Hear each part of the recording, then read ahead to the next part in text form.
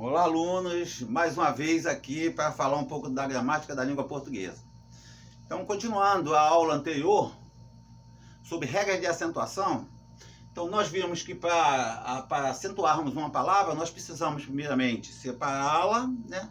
Separar as sílabas e fazer a classificação com relação à tonicidade, ok? E eu esqueci de falar na última aula para vocês o seguinte: quais são os acentos utilizados na língua portuguesa hoje? Quantos acentos nós temos para acentuarmos as palavras? Então nós temos aqui o acento agudo, temos o acento grave, que é o indicativo da classe, e temos o acento circunflexo. Aí vocês vão me perguntar: professor, e aquele acento, o tio? Meus queridos, tio não é acento. Tio é sinal de nasalidade, é sinal de que o som pronunciado sai pelo nariz. Como exemplo, por exemplo, aqui, olha, para vocês, a palavra mãe. Se apertarmos o nariz e pronunciarmos a palavra mãe, perceberemos que o som vai sair pelo nariz. É nasal, olha, mãe. Perceberam? Então, tio não é acento, é sinal de nasalidade. Mesmo porque, na língua portuguesa, somente haverá um acento em cada palavra. Ou seja, você não vai ter na língua portuguesa uma palavra com dois acentos. Se tio fosse considerado acento, esta palavra aqui estaria errada. Olhe, observe. Repare, se na língua portuguesa as palavras só podem ter um acento, isso aqui está errado, porque teria dois. Mas por que ela não está errada? Porque o acento agudo está correto. Mas o tio não é acento, é um sinal de nasalidade. Deu para entender, meus queridos? Ficou claro? Então, observem, na língua portuguesa temos 3 acentos. Tínhamos um outro, o tal do trema, tá? Aqueles 2 pontinhos que ficavam em cima do U. E repare, observe que esse acento, o trema, ele desapareceu com o novo acordo ortográfico. Então ele foi destituído.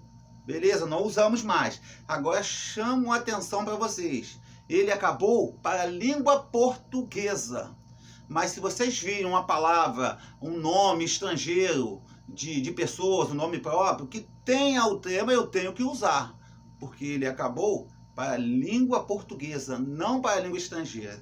Então vocês devem ter visto, já devem ter visto para aí um nome parecido, olha.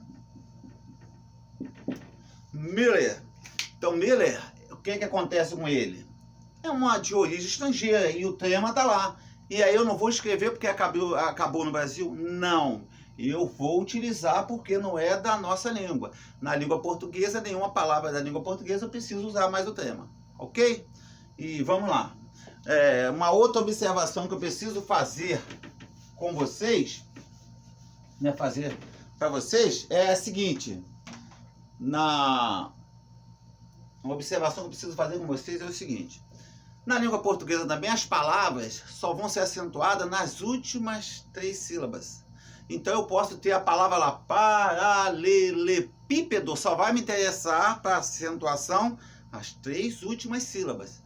Não existe uma 4ª sílaba, né, para acentuar.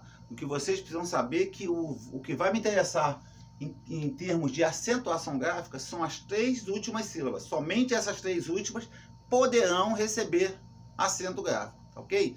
E falando um pouquinho de separação silábica, eu gostaria que vocês observassem o seguinte: quando forem separar as sílabas, tem alguns cuidados que vocês devem tomar. Naturalmente, as sílabas se separam com consoantes e vogais, formando casais.